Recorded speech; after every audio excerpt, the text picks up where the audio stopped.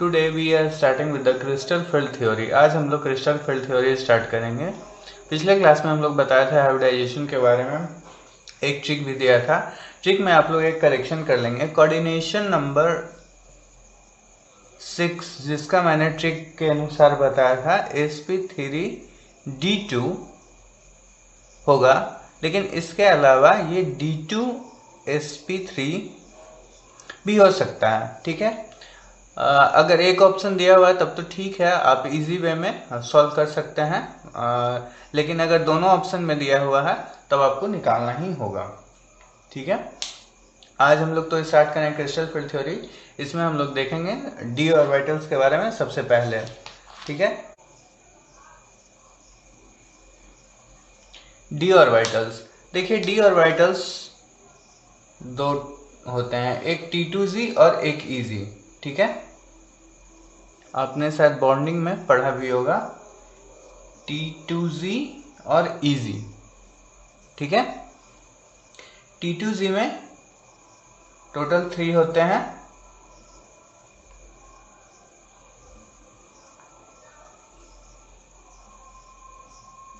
और EZ में total 2। ठीक है, dxy dyz dzx। ठीक है, dx square minus y square and dz square. सारे का एनर्जी सेम होता है। ठीक है, मतलब T2g के जितने भी ये हैं dx स्क्वायर dyz और dz स्क्वायर, इनके एनर्जी सेम होंगे और EG के एनर्जी सेम होंगे। ठीक है, लेकिन अगर हम लोग कंपेरिजन करें T2g और EG के बीच, ठीक है, तो एनर्जी ऑफ EG ऑर्बिटल्स, ठीक है, ये ज़्यादा ग्रेटर होते हैं T2g से। ठीक है, आगे हम लोग इसका छोटा सा स्ट्रक्चर देखेंगे, आप इससे पहले नोट कर लें। T2g ऑर्बिटल्स, T2g ऑर्बिटल्स में हमने क्या देखा, dxy dxz और dyz। ठीक है, देखिए T2g ऑर्बिटल्स जो भी होते हैं इनके लोब एक्सिस के बीच में लाई करते हैं। ठीक है, जैसे ये मेरा x एक्सिस है और ये y एक्सिस है। ठीक है, ये x है और ये y है, तो इसके लोब x y है तो x और y के लोब होंगे, ये एक्सिस के बीच में लाई करेंगे कुछ इस तरह से। आपने बॉन्डिंग में ये सब पढ़ा भी होगा, एक्स जेड।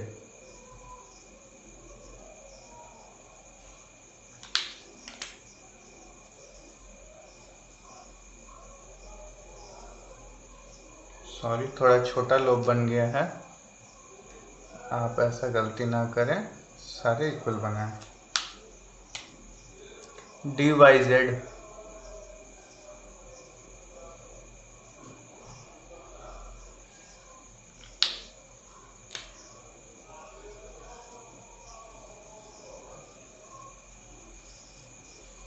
ठीक है, तो आप इसे नोट कर लें। देखिए T2g ऑर्बिटल्स को मैं एक छोटा सा ट्रिक बता दूं, याद रखने का एक तरीका है। बहुत स्टूडेंट कंफ्यूज कर जाते हैं कि T2g में dx square minus y square होगा या dz स्क्वायर होगा, क्या होगा नहीं होगा। देखिए T2g को हम लोग ऐसा सोच के रखें कि T2 और G, ठीक है, T2 और G क्या हो गया 3। ठीक है, 3G शॉर्टकट में हम लोग याद करने के लिए एक छोटा सा फंडा अपना सकते हैं, 3G। तो 3 हो गया, मतलब तीन वाले इसमें आएंगे, 1 2 3 वाले में। ठीक है, तो इस तरह से हम लोग इसे याद कर सकते हैं, इसलिए आप इसे नोट कर लें। मैं इजी ऑर्बिटल्स के बारे में बताता हूँ। इजी ऑर्बिटल्स, इजी ऑर्बिटल्स देखिए, इसमें 2 होते हैं, dx square minus y square और dz स्क्वायर। ठीक है, dx square minus y square के लोब्स क्या होंगे, अलोंग द एक्सिस होंगे। ठीक है, मतलब इस तरह, अगर ये x है और ये y है तो इनके लोब्स जो होंगे इस एक्सिस के अलॉन्ग या इस एक्सिस पे ही होंगे, ठीक है, कुछ इस तरह।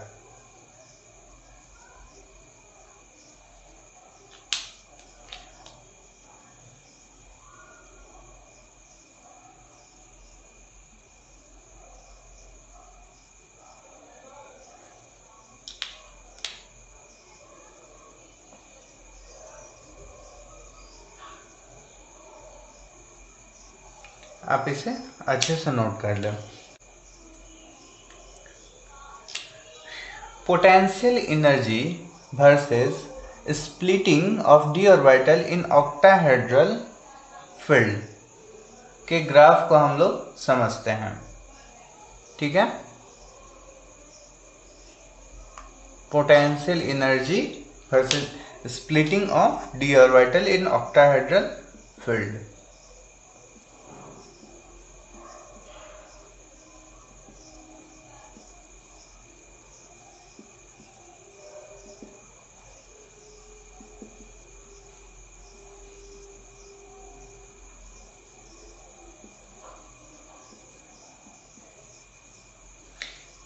देखिए, हमारे जो डी ऑर्बिटल्स होते थे ये कितने, दो तरह के होते थे डी ऑर्बिटल्स। क्या 5 होते थे सब ऑर्बिटल्स? 1 2 3 4 1 2 3 4 5, ठीक है। देखिए इसमें क्या होगा कि ये दो तरह का होता था, इजी और T2Z।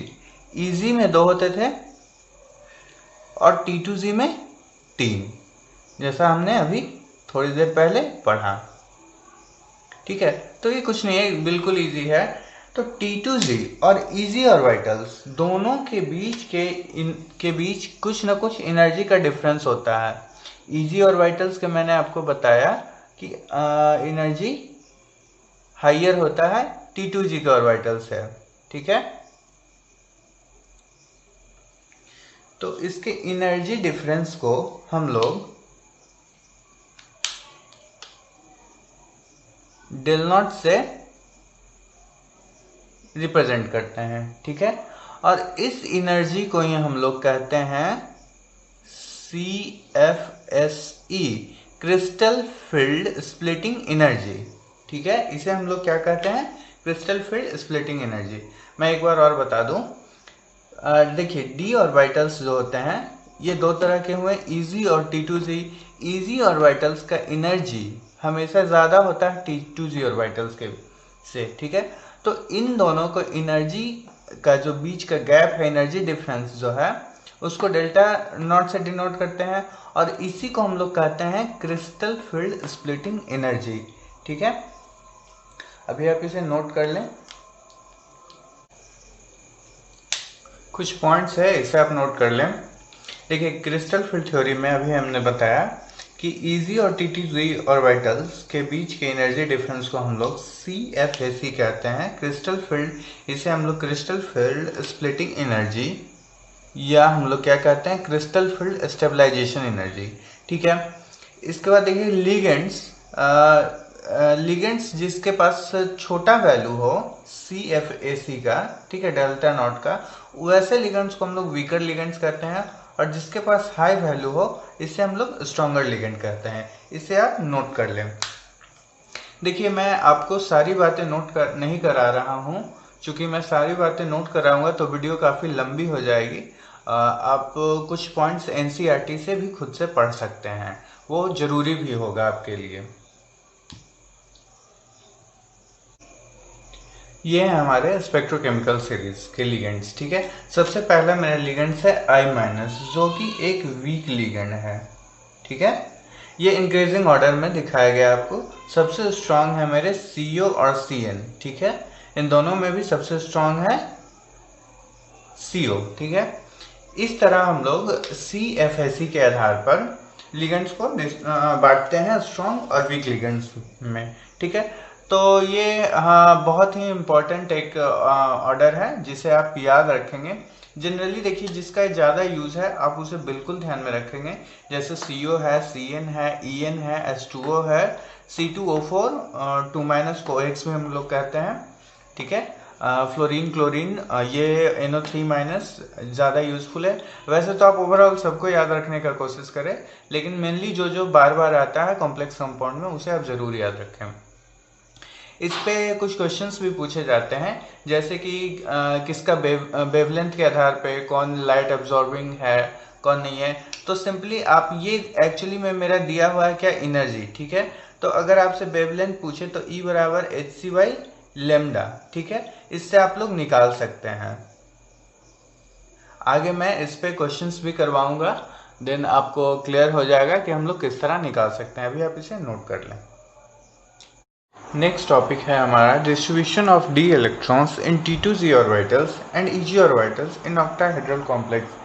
देखिए हम लोग इसमें ये पढ़ेंगे कि d इलेक्ट्रॉन्स का डिस्ट्रीब्यूशन T2z और Eg ऑर्बिटल के वीक लिगेंड और स्ट्रॉन्ग फील्ड लिगेंड में किस तरह से होता है, ठीक है। तो आप अच्छे से ध्यान से देखेंगे बोर्ड पे, तभी समझ पाएंगे। देखिए इसमें हम लोग एक साइड लिख लेते हैं स्ट्रॉन्ग वीक फील्ड लिगेंड और strong field ligand. Weak field ligand and strong field.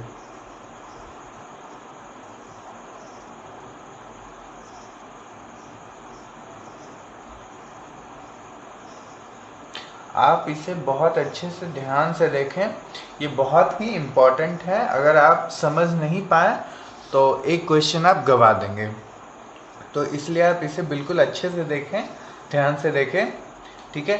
देखिए वीक फील्ड लिगेंड के अंदर हम लोग d इलेक्ट्रॉन्स के डिस्ट्रीब्यूशन को देखेंगे Eg और T2z ऑर्बिटल में, ठीक है। सबसे पहला मैं एक एग्जांपल लेके बता रहा हूँ। अगर D1 दिया हुआ है, ठीक है, मतलब कि मुझे D1 दिया हुआ है, जैसे कि मेरा एग्जांपल में आता था ना 3D8 3D5 3D1, ठीक है। तो मुझे D1 दिया हुआ है, किसी भी कॉम्प्लेक्स का D1 मुझे दिया हुआ इलेक्ट्रॉन, तो इसका डिस्ट्रीब्यूशन वीक फील्ड लिगेंड में कैसा होगा, स्ट्रॉन्ग फील्ड लिगेंड में कैसा होगा, इसी को हम लोग अभी देखेंगे, ठीक है। तो देखिए D1 मेरे पास है मान लिया, ठीक है। तो D1 है तो हम लोग आप जानते ही हैं, अभी मैंने आपको बताया कि दो ऑर्बिटल्स होते हैं T2z और Eg, ठीक है। तो सबसे पहले हम लोग T2z को फिल करते हैं, तो T2z में एक इलेक्ट्रॉन्स फिल हो गया, ठीक है। अब Eg में एक ही इलेक्ट्रॉन्स मैंने लिया था और एक फिल हो गया, तो Eg में फिल करने के लिए क्या कुछ भी नहीं है, तो 0 हो गया, ठीक है। तो total number of unpaired electrons कितने हो गए, अनपेयर इलेक्ट्रॉन्स कितने हो गए, 1, ठीक है। देखिए मैं अभी समझाता हूँ।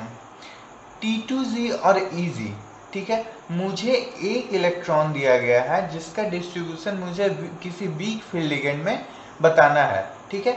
मतलब कि जैसे मुझे KFe को भी वीक फील्ड लिगेंड ले लीजिए, जैसे मैं ले लेता हूँ F ले लेता हूँ, ठीक है, ठीक है। अगर इस तरह से आपको दिया हुआ है तो ये मेरा वीक फील्ड लिगेंड है। और मान लीजिए मैं ये एक एग्जांपल के तौर पे आपको समझाने के लिए बता रहा हूँ कि अगर Fe का यहाँ 3D1 आया, ठीक है, कन्फिगरेशन, तो इस एक इलेक्ट्रॉन का डिस्ट्रीब्यूशन इस लिगेंड में किस तरह से होगा, यही हम लोग इसमें समझ रहे हैं, ठीक है। तो मैंने अभी एक एग्जांपल लिया D1, ठीक है। तो D1 में देखिए T2z मेरा दिया हुआ है, ठीक है। तो T2z में टोटल 3 सब ऑर्बिटल्स हैं, dxy, yz और zx, ठीक है। और इसके अलावा Eg है, ठीक है, Eg में 2 है, dx² माइनस y² और dz²। तो इसमें देखिए मेरा सिर्फ और सिर्फ अभी एक ही इलेक्ट्रॉन है, तो एक इलेक्ट्रॉन मैंने फिल कर दिया। अब आप गौर से देखिए इसमें total number of unpaired electron कितने हैं। अनपेयर्ड इलेक्ट्रॉन भी तो यही है ना माय डियर, ये पेयर्ड नहीं है, अनपेयर्ड है, तो इसीलिए एक ही इलेक्ट्रॉन है और एक अनपेयर्ड इलेक्ट्रॉन भी है। शायद आपको अब समझ में आ गई होगी, ठीक है। अगर हम लोग स्ट्रॉन्ग फील्ड लिगेंड, अगर इसी डिस्ट्रीब्यूशन को स्ट्रॉन्ग फील्ड लिगेंड में हम देखें, ठीक है, तो ये सेम होगा। ये कैसा होगा? सेम होगा। इसमें भी T2Z में फिल होगा, एक इलेक्ट्रॉन इजी खाली रह जाएगा और नंबर ऑफ अनपेयर्ड इलेक्ट्रॉन्स 1 हो जाएंगे। ठीक है,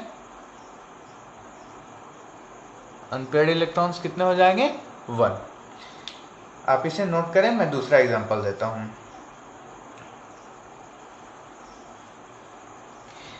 देखिए, मान लिया अगर मेरे पास D2 दिया हुआ, हम 1 बाय 1 D10 तक जाएंगे। ठीक है, D2 दिया हुआ, तो D2 दिया हुआ है तो T2Z में अभी मैं फिर 2 फिल कर दूंगा, इजी मेरा खाली रह जाएगा। ठीक है, तो मेरा अभी अनपेयर्ड इलेक्ट्रॉन्स कितना हो जाएगा? 2। ठीक है, अनपेयर्ड इलेक्ट्रॉन्स इक्वल टू 2। आप घबराइए नहीं, मैं अभी समझा रहा हूँ कैसे 2 होगा अनपेयर्ड इलेक्ट्रॉन। और स्ट्रॉन्ग फील्ड लिगेंड में भी ये इसी तरह से डिस्ट्रीब्यूट करेगा। ठीक है, और यहाँ भी टोटल अनपेयर्ड इलेक्ट्रॉन हो जाएंगे, अनपेयर्ड इलेक्ट्रॉन इक्वल्स 2। ठीक है, आई एम सॉरी, आपको नहीं दिख रहा होगा, मैं थोड़ा पास ही लिखता हूँ। Unpaired electron equal to 2। देखिए, T2Z अभी मुझे दिया हुआ 2 इलेक्ट्रॉन्स के लिए। ठीक है, 2 इलेक्ट्रॉन्स के लिए दिया हुआ, तो T2Z में मेरा कितने इलेक्ट्रॉन्स रह सकते हैं?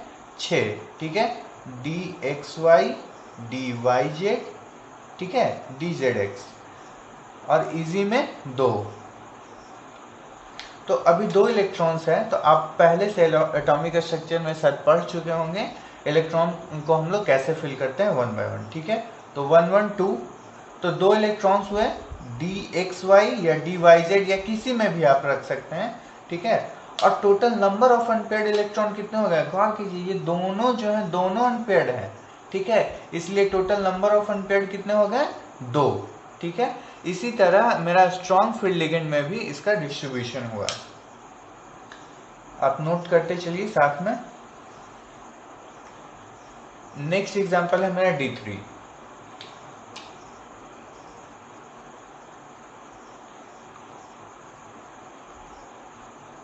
D3 में आप देखिए T2Z में 3 इलेक्ट्रॉन हमने फिल किया और इजी में 0। टोटल अनपेयर्ड इलेक्ट्रॉन मेरे कितने आ गए? अब आप शायद समझ चुके होंगे, 3।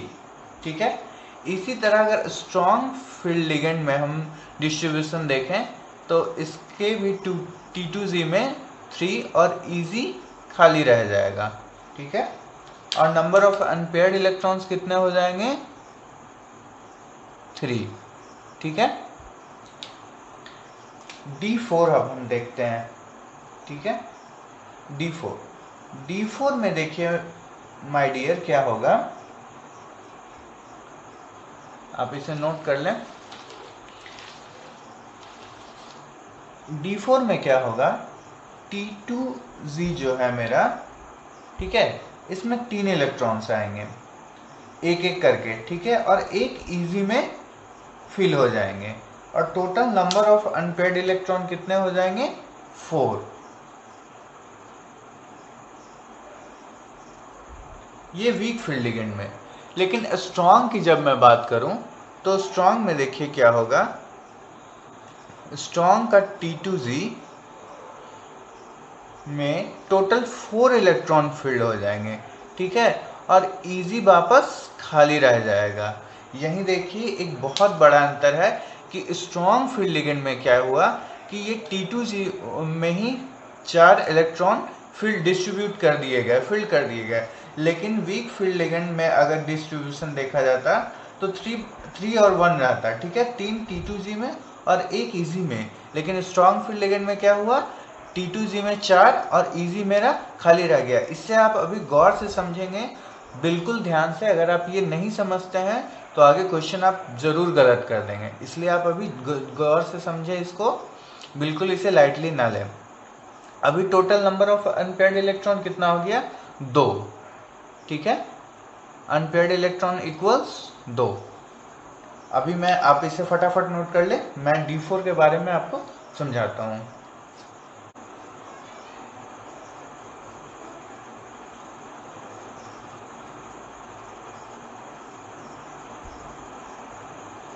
देखिए T2Z में मेरे 3 और EZ में 1 का डिस्ट्रीब्यूशन हुआ।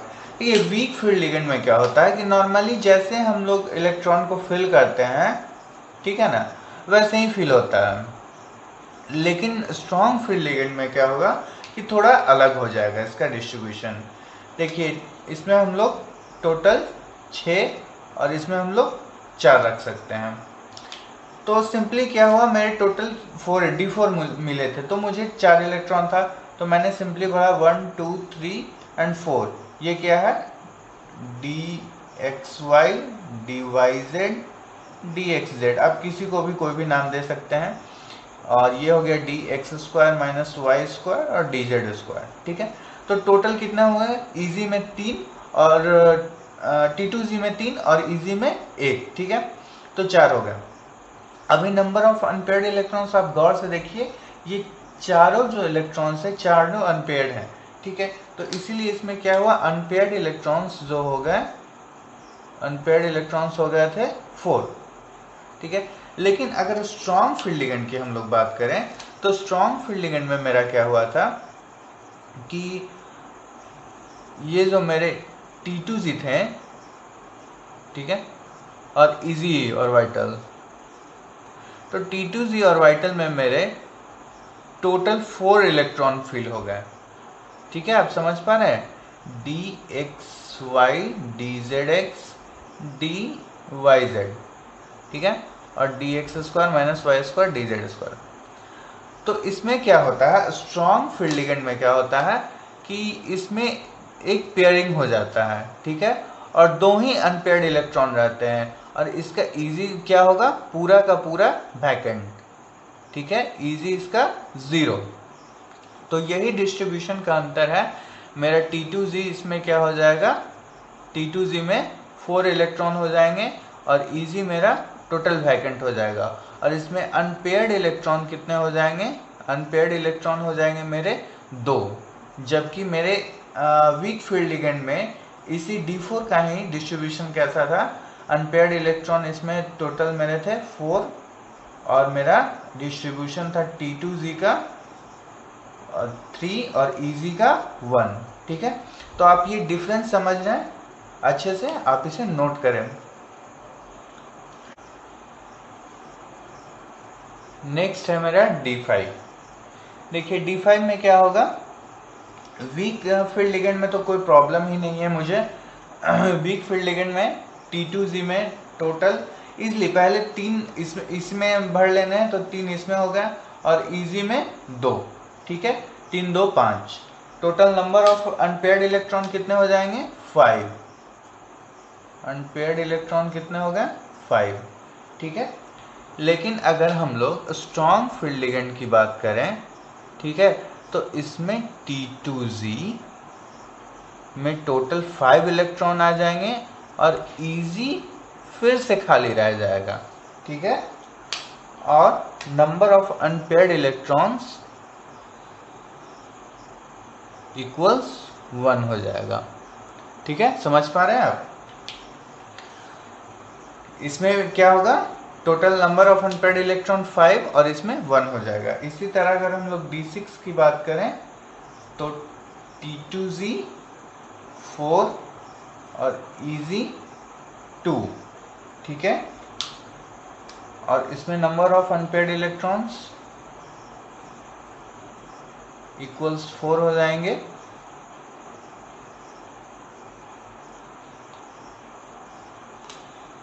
अगर हम लोग स्ट्रॉन्ग फील्ड लिगेंड का बात करें, तो इसमें T2Z हो जाएगा 6 और इसमें वापस 0। मतलब हम T2Z को स्ट्रॉन्ग फील्ड लिगेंड में तब तक भरेंगे जब तक पूरे में पेयरिंग ना हो जाए, ठीक है। मतलब कहने का मतलब है कि मेरा ये जो 3 सब ऑर्बिटल है, इसमें जब तक टोटल पेयरिंग ना हो जाए तब तक हम पहले इसको फिल करते रहेंगे। जब ये टोटल पेयरिंग हो जाएगा तभी हम लोग इजी में आगे बढ़ेंगे। लेकिन वीक फील्ड लिगेंड में ऐसा नहीं है। वीक फील्ड लिगेंड में नॉर्मली जिस तरह से हम लोग फील करते हैं इलेक्ट्रॉन को, उसी तरह से फील करेंगे, 1 by 1 1 by 1 1 by 1। अगर 3 आया तो 3 तक यहाँ, 4 आया तो 4, 5 आया तो फिर 5 इसमें, ठीक है, देन पेयरिंग स्टार्ट होगा, ठीक है। लेकिन इसमें क्या होता है, T2G का ही पहले पेयरिंग हो जाता है। ये बात आप लोग अच्छे से ध्यान में रखें। और इसमें total number of unpaired electrons कितने हो जाएंगे, 0, ठीक है। D7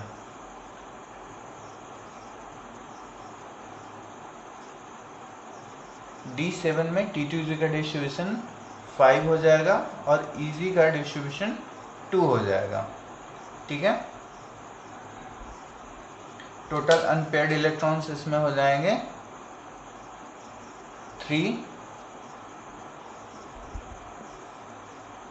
और इसका स्ट्रॉन्ग फील्ड लिगेंड में कैसा डिस्ट्रीब्यूशन होगा अब आप अच्छी तरह से शायद समझ रहे होंगे कि किस तरह से इसका डिस्ट्रीब्यूशन होगा, 6 और 1 का। अभी 1 क्यों हम लोग भरे, क्योंकि 6 मेरा ऑलरेडी सारा पेयर्ड हो गया।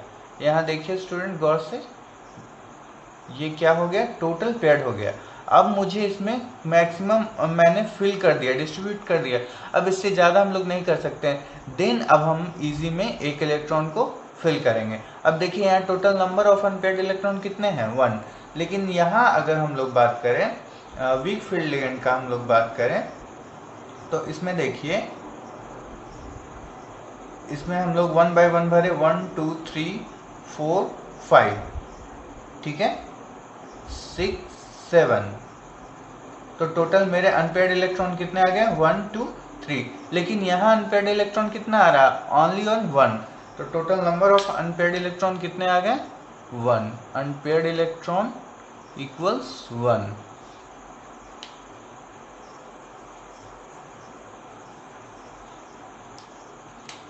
इसी तरह हम लोग D8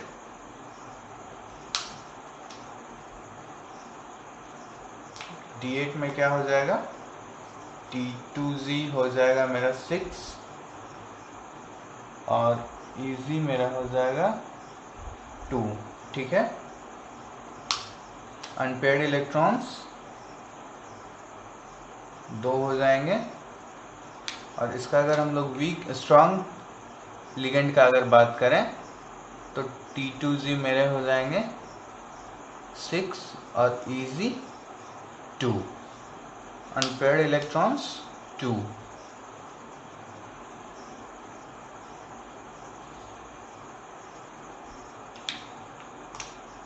D9 का अगर हम लोग देखें तो T2G हमारा हो जाएगा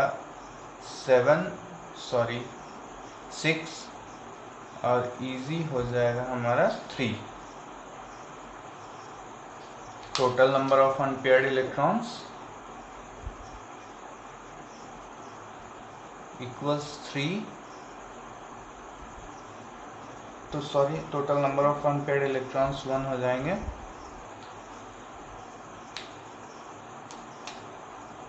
और स्ट्रॉन्ग फील्ड लिगेंड का अगर बात करें T2G 6 और EG 3, ठीक है। Total number of unpaired electrons 1। देखिए मैं आपको फिर से एक बार और समझा दे रहा हूँ। यहाँ पे मेरा क्या हुआ कि 9 है, ठीक है। तो वीक फील्ड लिगेंड में मेरा क्या है, इस तरह से मेरा फील हुआ होगा। ये मेरे पूरे डी ऑर्बिटल्स हैं। तो वीक फील्ड लिगेंड में मुझे 9 फील करने थे, तो 1 2 3 4 5, ठीक है। देन 6 7 8 9, टोटल अनपेयर्ड इलेक्ट्रॉन 1 आ गए, ठीक है। लेकिन स्ट्रॉन्ग फील्ड लिगेंड में क्या होता है, मेरा इस तरह से फीलिंग होता है, ठीक है। स्ट्रॉन्ग फील्ड में क्या हुआ होगा, इस तरह से 1 2 3 4 5 6, देन 7 8 एंड 9, ओके। आप समझ रहे हैं मैं किस तरह से फील कर रहा हूँ? आप गौर से देखें, ठीक है, और अच्छे से समझे क्योंकि ये बहुत इंपॉर्टेंट है। और total number of unpaired electron कितने आ गए? 1। तो इस तरह से हमारे डी इलेक्ट्रॉन्स का डिस्ट्रीब्यूशन हुआ स्ट्रॉन्ग फील्ड लिगेंड में और वीक फील्ड लिगेंड में। आखिरी एग्जाम्पल है D10। आप लोग खुद से भी इसे लिखने का कोशिश करें।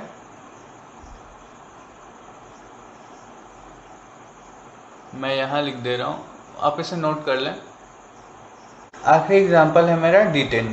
D10 में हम लोग वीक फील्ड लिगेंड में हम लोग कैसे डिस्ट्रीब्यूट करेंगे?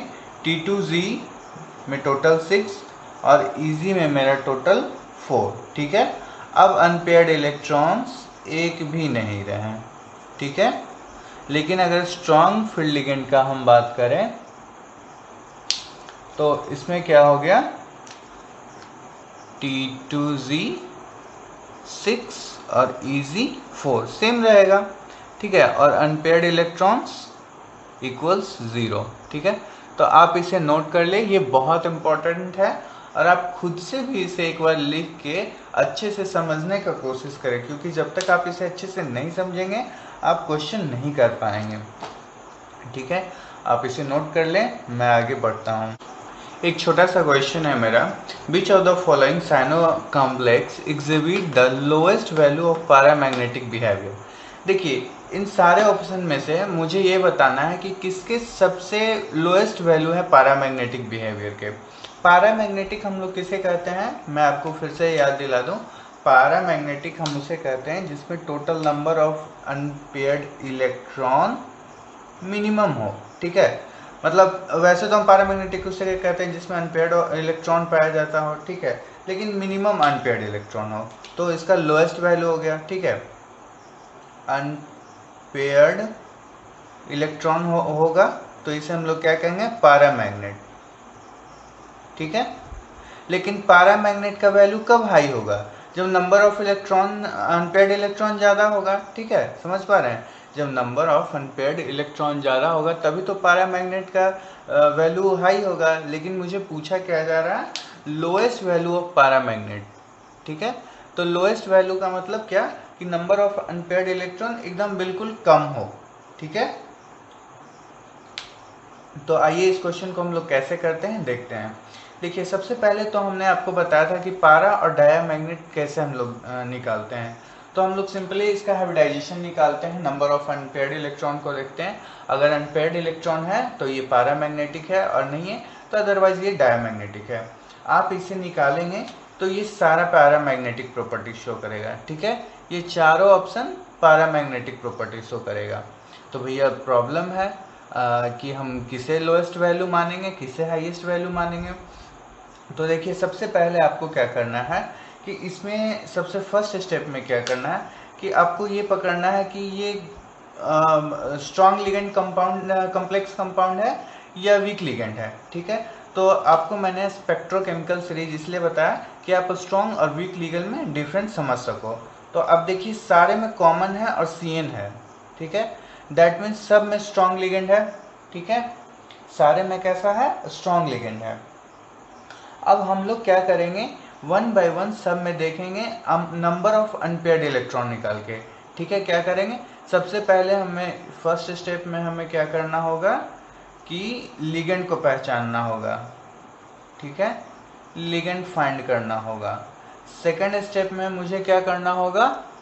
नंबर ऑफ अनपेयर्ड इलेक्ट्रॉन को चेक करना होगा, ठीक है। अब आपके पास एक बड़ा दुविधा है कि हम लोग नंबर ऑफ अनपेयर्ड इलेक्ट्रॉन को कैसे चेक करें, ठीक है। तो देखिए मैं बताता हूँ कैसे चेक करें। आप जल्दी से इस क्वेश्चन को अपने कॉपी पे फोटोकॉपी कर लें। देखिए ये था मेरा पहला ऑप्शन, ठीक है। इसमें मुझे करना क्या है कि अनपेयर्ड इलेक्ट्रॉन को चेक करना है, ठीक है। क्या करना है? अनपेयर्ड इलेक्ट्रॉन को चेक करना है, ठीक है। देखिए सबसे पहला स्टेप हम लोग क्या करेंगे? सबसे पहला स्टेप हम लोग करेंगे कि CO को निकालेंगे, इलेक्ट्रॉनिक कन्फिगरेशन लिखेंगे। ठीक है, सबसे पहला स्टेप में क्या करेंगे कि इलेक्ट्रॉनिक कन्फिगरेशन लिखेंगे। इलेक्ट्रॉनिक कन्फिगरेशन लिखने के लिए मुझे क्या चीज़ का ज़रूरत होगा, इसका ऑक्सीडेशन नंबर का कितना आएगा। ठीक है, तो +6 है, -3 है, तो ये +3 आ गया, तो ये क्या हो गया, CO+3। ठीक है, कन्फिगरेशन निकालने का मैंने एक ट्रिक आपको बताया था, शायद आपको याद होगा, अगर नहीं याद है तो आप पिछले वीडियो में जाकर देखें। इसके हम लोग क्या करते हैं, एटॉमिक नंबर में से -3 को घटाते हैं। ठीक है, देन हम लोग क्या करते हैं, मैजिक नंबर को घटाते हैं। ठीक है, तो इसका टोटल एटॉमिक नंबर कितना आ जाएगा, 27 -3। ठीक है, तो ये हो गया 24। 24 में हम लोग फिर वापस 18 घटाएं तो ये हो जाएगा 6। ठीक है, तो ये क्या हो गया, 3D6। 3D6 मतलब हमें 3 4 से कोई मतलब नहीं, मुझे D से सिर्फ मतलब। ये कैसा मुझे मिला, D6।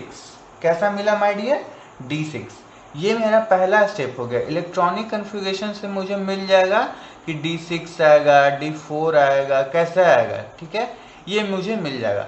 देन हमको सेकंड स्टेप में इसका क्या करना है, इसका सेकंड स्टेप में क्या करना है मुझे कि D4 D5 D6 जो भी आया, इसे हमको ये डिस्ट्रीब्यूशन ऑफ डी इलेक्ट्रॉन में जाकर के चेक करना है कि ये स्ट्रॉन्ग फील्ड लिगेंड में कैसा डिस्ट्रीब्यूशन होता है। जो मैंने आपको अभी पहले बताया कि डिस्ट्रीब्यूशन स्ट्रॉन्ग फील्ड लिगेंड्स और वीक फील्ड लिगेंड में D6 का कैसा होता है। ठीक है, तो हम लोग यहाँ किसके बारे में देखेंगे, स्ट्रॉन्ग के बारे में देखेंगे। क्यों देखेंगे, क्योंकि मुझे स्ट्रॉन्ग लिगेंड दिया हुआ है।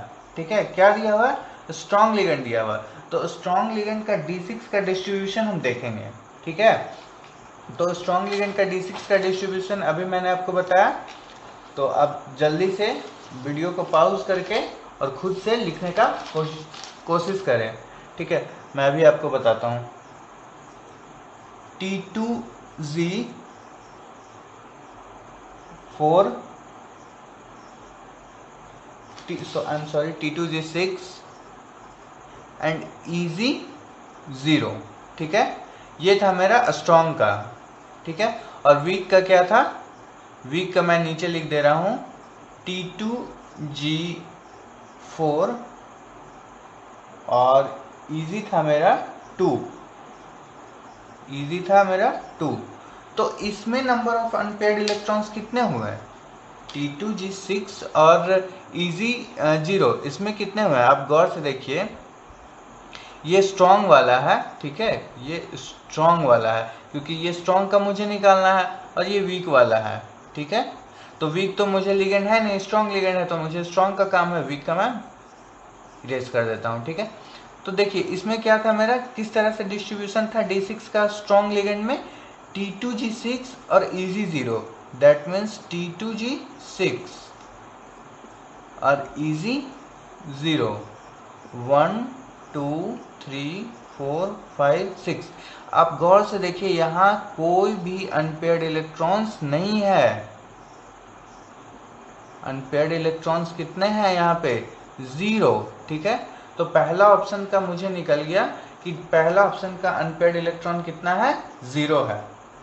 इसी तरह हम लोग 1 बाय 1 सभी का निकालेंगे, तो सबसे कम मेरा अनपेयर्ड इलेक्ट्रॉन्स इसी का आएगा, पहला ऑप्शन का आएगा, तो इसीलिए यह हो जाएगा सबसे लोएस्ट पैरामैग्नेटिक बिहेवियर रखने वाला।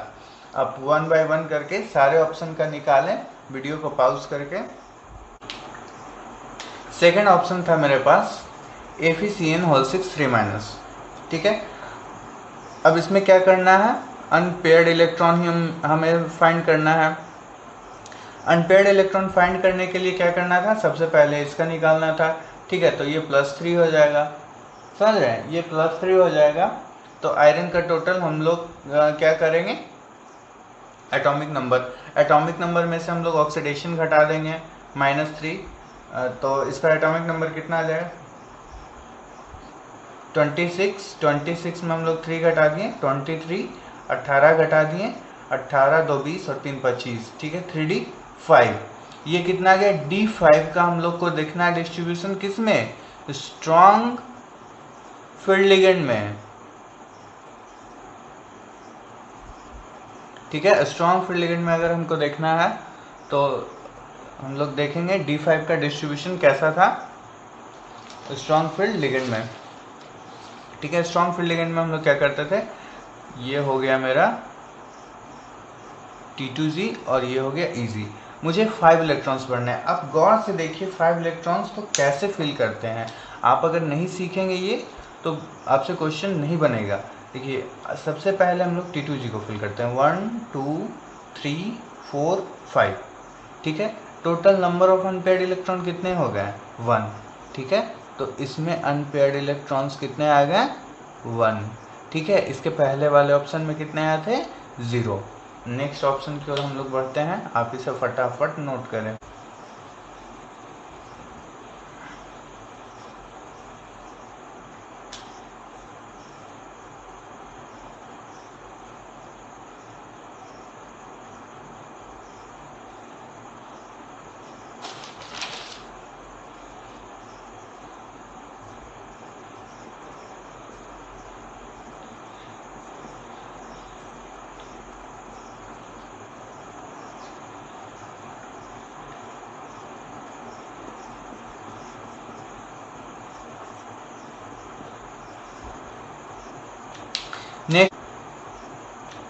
नेक्स्ट ऑप्शन है मेरा MnCN6 3-, ठीक है। Mn का सबसे पहले मुझे क्या करना होगा, ये हो गया +3, ठीक है। तो Mn का मेरा एटॉमिक नंबर 25 - 3 22, 18 घटा देना होगा, 18 2 20 और 2 22, 3D4, ठीक है। तो इसका डिस्ट्रीब्यूशन मुझे कैसा देखना, 4 वाला किस में, स्ट्रॉन्ग वाले में, स्ट्रॉन्ग फील्ड लिगेंड में, ठीक है। देखिए D4 अब मुझे देखना है, तो सबसे पहले 2 भाग में हम लोग बांट दिए, T2G और EG, ठीक है।